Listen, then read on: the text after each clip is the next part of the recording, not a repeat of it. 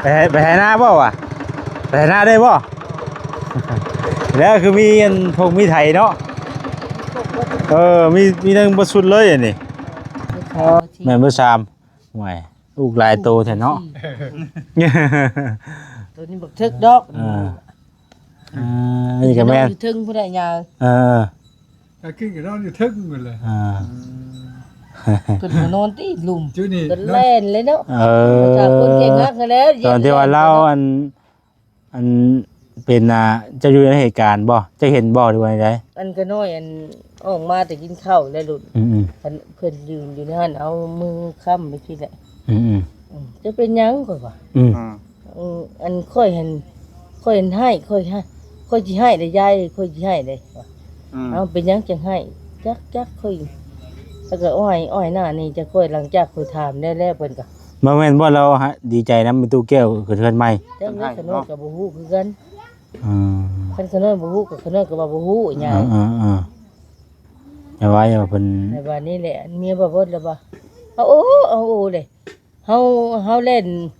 เฮาย่างว่าน้ำหลังเพิ่นเห็นแม่เฮ็ดเวียกบ่ได้เลยเนาะรู้ขนาดเลยพี่น้องเอ้ย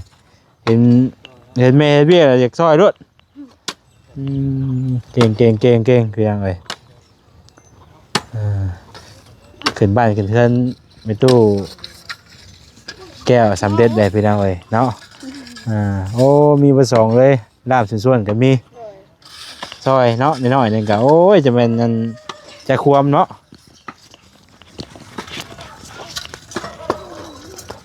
มันจะควมพี่น้องไอ้เพิ่นก็ได้เป็นแม่เฮ็ดเวียกกับซอยแม่เพิ่นเอาเทือนเพิ่นกำลังขุดเจินโพนเอาไว้ปลูกพักพี่น้องเอ้ยเนาะหลังจากที่เจ้านายแล้วเพิ่นจังสิ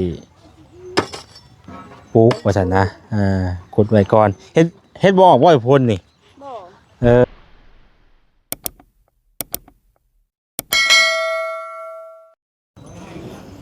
พี่น้องไอ้ตอนนี้ก็ทางเบามานเป็นแก่น้ำเนาะแก่น้ำมา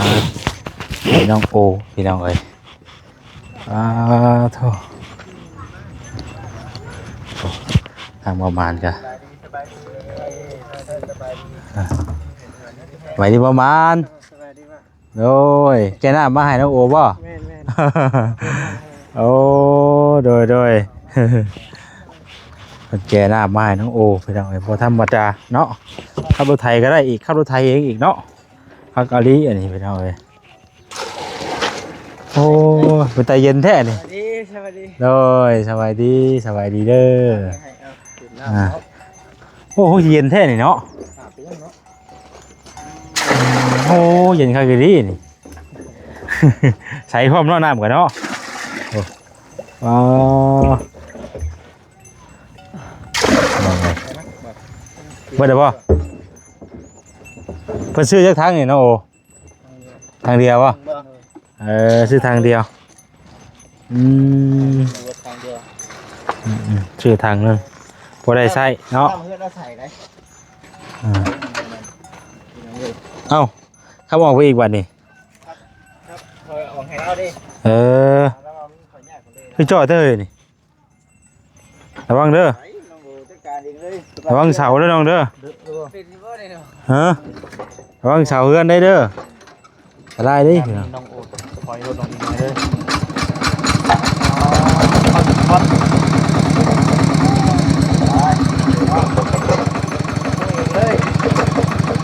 มีไทยมีอย่างเราไปไทยหน้าบ่เนาะ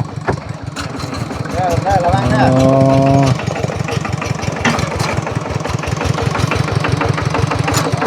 มันจ่อยกับเสาเฮือนเนาะ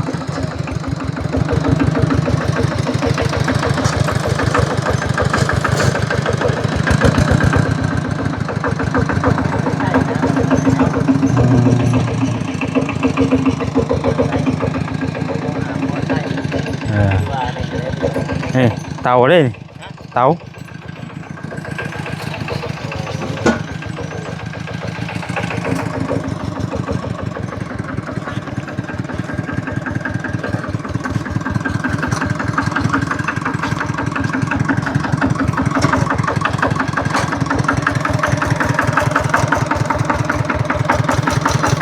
หลังคา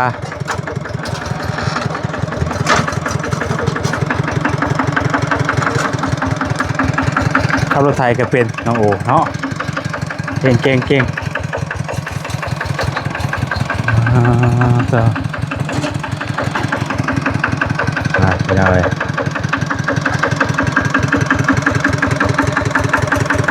ไปไถนาบ่ไปไถนาบ่วะไปไถนาได้บ่ แล้วคือมีอันพวกมีไถเนาะมีทั้งบ่สุดเลยอันนี้ที่จังหวัดสิไปไถนานี่แหละพี่น้องเอ้ยน้องโอเพิ่นเอารถออกให้เนาะประมาณมันจ่อกับเสาเฮือนพุ่นพี่น้องเอ้ยนี่ก็พอเสร็จก็สิกลับไปแล้วพี่น้องเอ้ยเนาะสิเดินทางกลับแล้วบัดนี้บ่มีหยังหลายมื้อนี้ก็ได้มาเห็นว่าถามไทยเพิ่นมายินดีนำมันในตู้แก้วนี่แหละพี่น้องเอ้ยครับโดย đây rồi vâng học hà bên đi con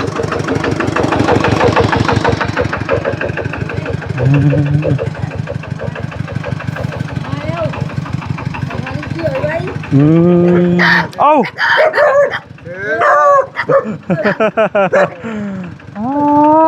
rồi đó vài điคนลุกเลยพี่น้องแฉเนาะไปกิ้งลุกเลยทางนี้โธ่เอกต่อใหม่ไปดิโอ้ยังไงนี่คือดังกอดอันมาอยู่นี่แพงเพิ่นบ่แพงเพิ่นบ่มีลูกเลยเพลงมาแทนบัดนี้นี่แหละเนาะบ่ได้หยอกอยู่ได้เนาะพี่น้องเอ้ยว่ากันเฮ็ดหยังเอ้ยนี่ว่ากันเฮ็ดหยังเฮ็ดหยังเสียตองบ่เฮ็ดหยังเสียตองมันเป็นเนาะโดยบ่มีเฮ็ดหญ้านี่แหละเฮ็ดไปก็แก๊กมันก็มีห่มไปเด้นี่เนาะสักหน่อยก็ได้นั่งได้ก็สิแล้วได้นี่เนาะแล้วแต่ว่าไม่แล้วใหญ่บ่มีไม้บ่ไม่6ตัวบ่พอเลยยังขาดไม้ข่าวเนาะไม้ข่าวเพิ่นบ่มีพี่น้องเอ้ยนี่แล้วว่าสิเฮ็ดกระต๊อบไว้เพิ่นพอวันไซแล้วว่าสิเฮ็ดกระต๊อบไว้นั่งไว้หยังนี่แหละวันนี้ขาดไม้6ตัวแล้วว่ะบ่มีไม้ใช้โดยไม้6ตัวไม้48ยาว4เมตรนั่นแหละแล้วบ่มีเลยก็เจ้าโลอยู่สิแหละบัดจักเหี่ยวเฮ็ดได้แต่ชัดๆนี่เนาะเขาหาได้หามีแหละก็จังอันนั้นอีกเนาะนั่นแหละจ้ะก็มีแต่ปีกไก่แท้นี่เฮ็ดหยังอันนี้ปีกไก่อันนี้เด้ขึ้นเฮือนยายแก้วอันนี้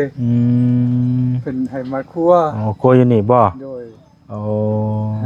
เป็นจังได๋ขึ้นเฮือนใหม่มื้อเช้านี่กินกระปุ้นแซ่บอยู่บ่แซ่บอยู่บ่กินกระปุ้นน่ะหลายคนบ่มามื้อเช้านี่โยคือน้อยผู้เว้าขึ้นพอดีจนจะเต็มเฮือนสบายดีจนสิเต็มเฮือนเนาะเพิ่นเต็มเฮือนผัวคือน้อยเพิ่นไปเก็บกระป๋องเพิ่นว่าเก็บกระป๋องบ่ได้ไปบ่มื้อนี้บ่ได้ไปอันน่ะอันเก็บกระป๋องไปแต่ว่ากับไปขึ้นเฮือนบ่ได้ไปบ่ได้ไปขึ้นเฮือนนำเพิ่นเพิ่นก็เอาข้าวปุ้นให้คือน้อยก็ถ้วยนึงเจ้านางโทษเด้อดูท่านบ่อันเพิ่นเอาเพิ่นว่าเชี่ยวอันเคยกินนั่นบ่ได้จ้ำเชี่ยวเอ้ยจนมันบ่อยากพอหมู่เชี่ยวเอ้ยบ่ขน้อยก็บ่ได้ว่าหยังเชี่ยวดอกกันยาเอ้ยขน้อยก็บ่ได้ว่าหยังโอ้ยบ่เป็นหยังดอกเนาะถูกน้อยได้บ่ได้เอาได้ไปกินอยู่หั่นได้เด้มันบ่ได้ไปอยู่ไปกินอยู่หั่นได้เนาะบ่มีก็แล้วไป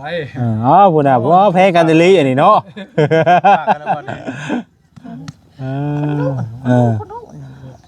ลูกบ่นี่น่ะลูกยังอันนี้น่ะลูกขน้อยน่ะลูกแม่เบิดชามห่วยลูกหลายโตแท้เนาะตัวนี้บักทึกดอกนี่ก็แม่นถึงผู้ใดยาก็กินก็นอนอยู่ทึกหมดเลยเพิ่นนอนติลุมจุนี่นอนอยู่ล่างขึ้นเฮือนบ่เป็นเลยได้เฮาเลี้ยงมันก็ไว้นี่แหละเนาะพอได้เว้านำอยู่ได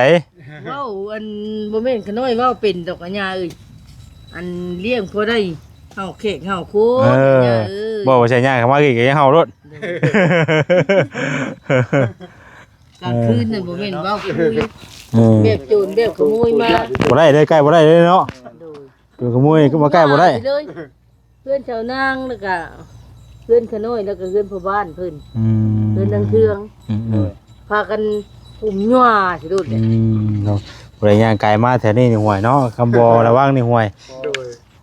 บ่ได้ฮู้แล้วเนาะ เดี๋ยวพี่น้องเอ้ย เบาสลีก็ ขาดไม้แล้วก็ แท้เบาสลีเช้านี่ หืม เอาเบาสลีคือว่า เช้าสุดเลย สาวสุด เจ้าสุดแล้วนะ เช้าสุดเลยเนี่ย โดย แล้วก็ลิ้นสิเดินยาเด้อ มีแต่พักแต่หญ้าเนาะพี่น้อง เฮ้ยบ่ เอ้ย ได้เอาเจ้าป้าผักบงให้เพิ่นให้เด้อ โอ้ยบ่เป็นหยังเอาไว้กินด้วยก็ได้บ่เป็นหยัง บ่ให้สู้นะบ่กินนะ เด้อบ่เป็นหยังบ่เป็นหยังบ่เป็นหยังดอกพี่น้องเอ้ยอันนี้มันเป็นหยังที่เฮาเอามาอันนี้น่ะทางอ้างหยังอันนี้ อันนั้นเด้ตู้เย็นนั่นน่ะ เออมันเป็นอันนี้เนาะข้างในมันเนาะ ตู้เย็นข้างแกะเอาอันเล็กออกหมดสลักเล็กออกหมดแล้วก็มิดเป็นอยู่นี่ มันเป็นโพมแล้วนี่เนาะ เป็นโพมเลย เออมันเป็นโพมมันเก็บความเย็นบ่เนาะหรือว่าได เบาลี่ แต่กี้อันก็น้อยอามาเขาหัวควันแล้วเขาว่าก็น้อยเสียไปเนี่ย เออ เขาจักเขาฮู้จักว่าเงื่อนไขว่าสิเป็นไปได้ ยู่ใช่ลออกมาบ่นี่น่ะ บ่แล้วใส่ในนั้น โอเค ที่ไป แล้ เนี่ยว เช้านี่ อืม เพราะว่าซื้อที่ก็เล็กเค้กเล็กเค้กเลย ดูบ่เอ้า นักบ่ ก็บ่ได้นักเป็นธรรมดา เออมันสิมานักตอนที่เฮาเอาอันดินใช้เนี่ยเนาะ แม่น มันนักตอนเอาดินใช้เนี่ยเนาะ ใช่แล้ว เออ ยกขึ้นแล้วอ่ะดิ โอ้เพิ่นเอาไว้นั่นเอาตอบประตูวันไซเพิ่นกำลังสินั่น เมื่อยยายคือเมื่อยยาย เออ หยังน่ะ ว่าเพิ่น เว้าเรื่องหยังอันนี้ นี่บ่โอ้เช้านี่แล้วเพิ่นว่าเพิ่นเมื่อยกินข้าวกินหยังวุ่นพากันกินข้าวพันลงไปเพิ่นว่าโอ้ยค่อยย้านเฮ้ยค่อยย้านว่ะยายว่าไปทำปัวเขานี่ก็แล่นเลยเนาะ เอ จากคนเก่ง อ ฮักกันแล้ว ตอนที่ว่าเล่าอันเป็นจะอยู่ในเหตุการณ์บ่จะเห็นบ่หรือว่าไง อันก็น้อยอันออกมาแต่กินข้าวแล้วลุน อืม เพิ่นยืนอยู่ในหันเอามือค้ำไปที่แหละ อืม จะเป็นหยังก็ว่า อืม อันค่อยเห็นให้ค่อยสิให้ได้ยายค่อยสิให้ได้ว่าเอาเป็นหยังจังให้จักค่อยแล้วก็อ้อยหน้านี่จะค่อยหลังจากค่อยถามได้แล้วเพิ่นก็ บ่แม่นบ่เราดีใจนำเป็นตู้แก้วคือเทือนใหม่ จังได๋ขนมก็บ่ฮู้คือกัน อืม คันขนมบ่ฮู้ก็ขนมก็ว่าบ่ฮู้หยัง อย่าว่าอย่าเพิ่น ในบ้านนี้แหละเมียบ่เบิดแล้วบ่เอาโอ้เลยเฮาเล่นเฮาย่างมาน้ำหลังเพิ่นย่างมาน้ำหลังเมียเว้าอันนั่นน่ะเมียบ่บดน่ะ โดย อยู่เนาะเพิ่นน่ะแกงขาเกิ้งเพิ่นก็ฮอดก้นค่อยเลยคือว่าเนาะแต่บ้านนี้เนี่ยก็ไปเมื่อว่ะอันเพิ่นก็ออกหารถเพิ่นพุ่นเลยเพิ่นก็เอาเมื่อบัดนี้เพิ่นโดยถามมันให้คิกอยู่นะ เพิ่นให้บ่ โดยแบบให้ก็บ่ได้ให้ดังดอกเพิ่น ให้ แบบเพิ่นชุบขี้มูก ให้สะอื้น เพิ่นชุบขี้มูกซื้อขนมแบบนั้นว่ะเป็นหยังอันนี้วะขนมเลยถามในข้างก็กันเที่ยวแก้วขนมให้แล้ว เป็นหยังบ่อันเจ้าเป็นหยังเดี๋ยวนี้ว่าค่อยจักก็คือวินหัวล่ะว่าไป เพิ่นว่าน่ะบ่ โดยเพิ่นว่าเพิ่นวินหัวอันไปนำไม่ค่อยในผัวค่อยหยังวะก็ย่างมาแล้วเนาะย่างมากับประชาชนแข่งฮักหั้นแล้ว เมียแล้วอันเมียบ่พอดก็แล่นก้อนเฮาเลยแหละ เพิ่นว่าสิไปบอกเจ้าอันเพิ่นบอกให้เจ้ามานำเบาโอเนาะ เอาคงเราว่าเราวินหัววินหัวเฮายายวินหัวแล้วเมื่อยนะไปนำผัวเฮาให้แน่ว่ะโยกประชาชนเก่งฮักย่างจะชุบมา ก็สิมาฮอดเนาะ โดยเพื่อสิฮอดที่เฮือนเทืองพี่ก็เนาะก็อยู่ค่อยย่างบ่ไหวเด้ผัวพี่นะไปโลดแล้วว่าย่างบ่ไหวก็ค่อยย่างไปแล้วว่ะ อันนี้เพื่อมาฮอดว่าเพิ่นสิล่มก่อนได้ทางน่ะ แบบ สิเป็นลมเลยทางน่ะ อยู่ดิแบบมันจับ เป็น ข ทั้ นาง ด ไหวแล้วบ่ มันแบบมันเมื่อยมันวินหัวมันว่านะ เป็นพินเป็นสารวินเนาะอากาศร้อนเนาะ กูถึกหนึ่งน้องแล้วมันมีเทืองเลยเอาว่านนั่นอันไปท่าให้บ่เป็นหยังเราบ่ท่าได้เรา มันน่ะบ่ท้าเปิดบ่ท้าน่ะนั่นแหละอันเมียบ่ได้จูงออกพุ่นบัดนี้ อืม เรามีแต่ว่าวินหัวอย่างเดียว วินหัวก็จะให้แล้วว่าน่ะ อืม จะให้เนาะ เลยโอ้ยชาวบ้านก็บาปดีเนาะเขาว่า น่าจะ เพิ่นก็โอ้เพิ่นก็กินข้าวสองคำบ่กินกระปุ้นนั่นพากันกินกระปุ้นนั่นเบิดผู้ละถ้วยกับเจ้าของนี่แหละ มาเฮ็ดเรียนไปหน่อยเพิ่นก็มาได้ เพิ่นมาเรื่อยๆได้เพิ่นคือน้อยนี่แหละ อืม เอาใส่เอายังมาให้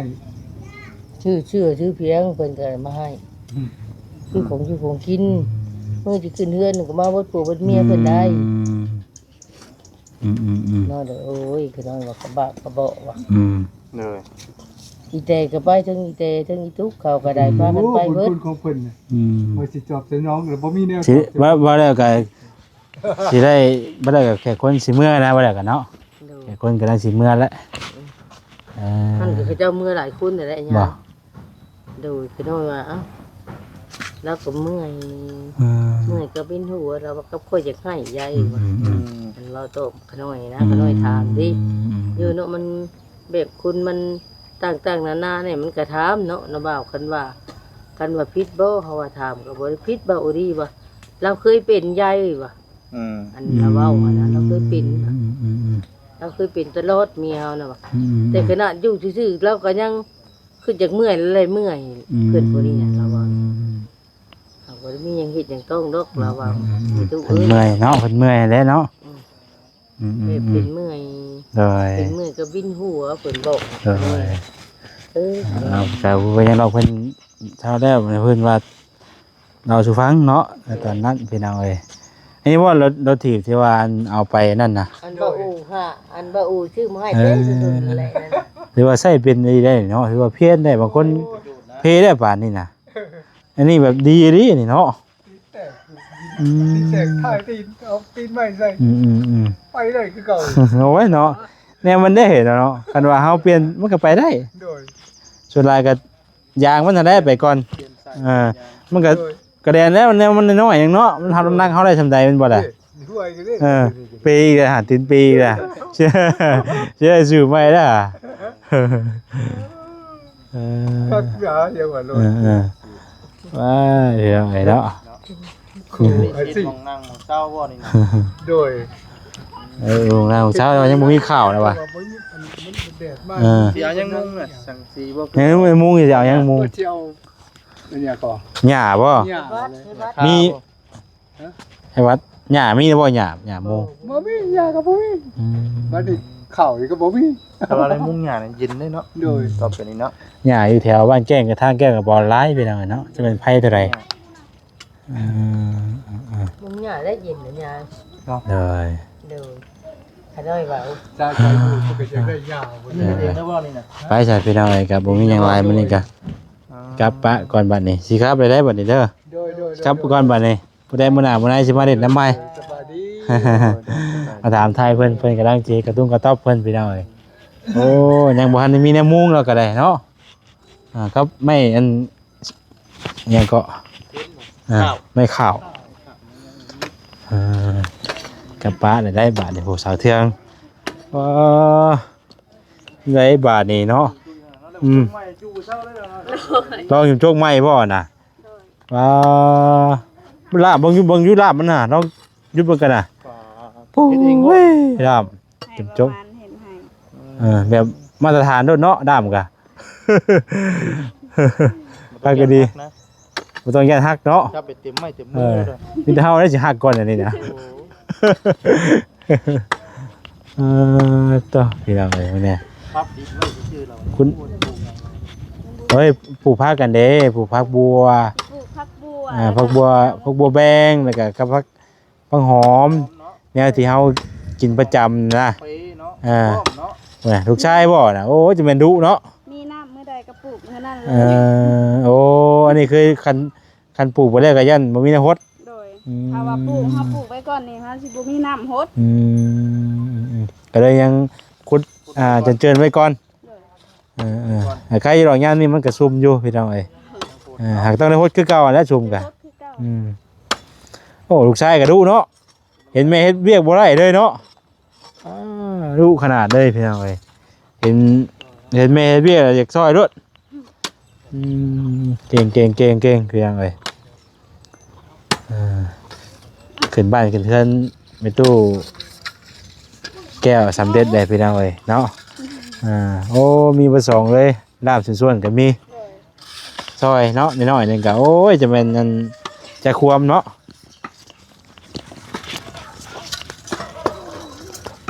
มันจะควมพี่น้องเอ้ยเพิ่นก็ได้เห็นแม่เฮ็ดเวียกก็ซอยแม่เพิ่นเอาเทือนเพิ่นกำลังขุดเจิญโพนเอาไว้ปลูกพักพี่น้องเอ้ยเนาะหลังจากที่เจ้าน้ำเจ้านายแล้วเพิ่นจังสิปลูกว่าซั่นนะขุดไว้ก่อนเฮ็ดบ่ออกบ่ไอ้พ่นนี่บ่นึกว่ามีเฮ็ดมีหยังออกอย่าว่าเฮ็ดปลวกเฮ็ดหยังออกเนาะบ่ออกเนาะ มันเป็นโพนเก่ามันออก มันอยู่แถวตามบ้านเราแล้วมันบ่ออกเนาะส่วนหลายเฮ็ดปลวกก็มันก็อยู่พ่นนี่ก็บ่ได้ออกเลยพี่น้องมันจะออกตามแบบดินธรรมดาเฮานั่นดินอ่อนๆน่ะเนาะ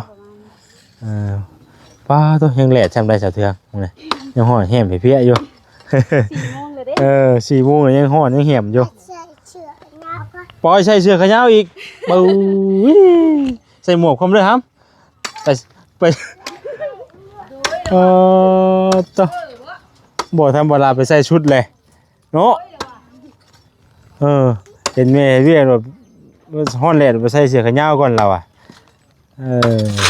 อากาลีอันนี้เห็นแม่เรียกอยากช่วยเรากันเนาะเล็กน้อยว่าจะห่อนแหลดเรากันวันนี้หมวกมีอย่างเพื่อนให้เพื่อนบ่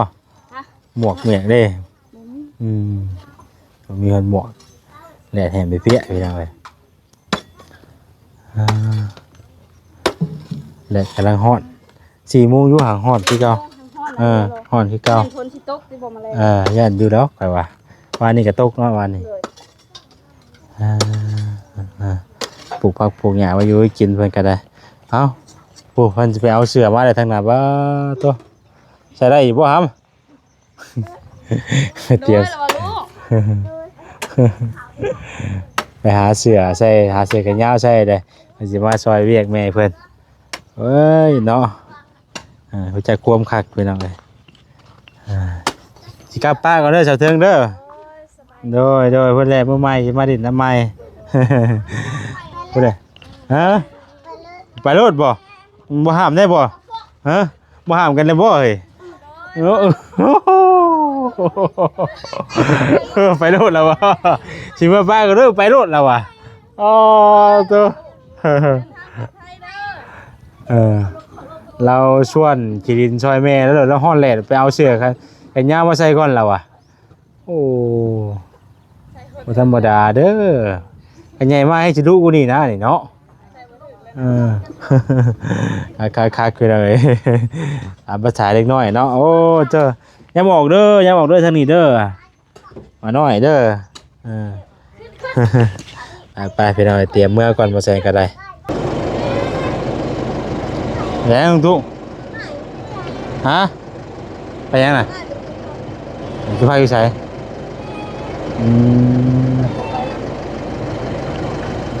ไปเก็บพักก่อนไปก่อนข้าวก้อนวันนี้พี่น้องเลยไปขอตัวไปก่อนดูดีมีแห้งบ่จะขู่ทุกคนฮะอ๋อจังว่าแท้นี่ว่าแต่ดีใจแท้เวลารางวัลยังเฮ้ยนี่เนาะว่าแต่ดีใจแท้นี่ว่าแต่ตื่นเต้นว่าแต่ดีใจแท้นี่โอ้ยตื่นเต้นดีเด้ว่าสิได้มานี่มันง่ายเนาะยังคือเรียกกันเราแท้นี่สำคัญในลีนี่สำคัญดีแล้วได้พี่น้องเอ้ยเนาะขี่มันมาผู้มาฮอดได้บ่เพิ่นว่าอาจจะได้แล้วบัดนี้ว่าไปเบิ่งก่อนไปสาดีใจนำข่อยสิถ่ายเบิ่งในคลิปเด้อไปนำกันบ่ข่อยก็สิกลับคือกันนี่สิครับสิไปล้างขี้ตมรถออกก่อนผมยังเว้นมาเหยียบขี้ตมอยู่นี่เมื่อวานนี่มันเต็มอยู่นั่งอยู่เฉยๆปตทใหม่บ่ไปสิว่ามันไวนี่ไหั่นกูถ่ายรูปอยู่ปตทใหม่นั่นเนาะขอถ่ายรูปนำหน่อยเด้อ ไปเอาสิเมื่อเฮาไปดี เป็น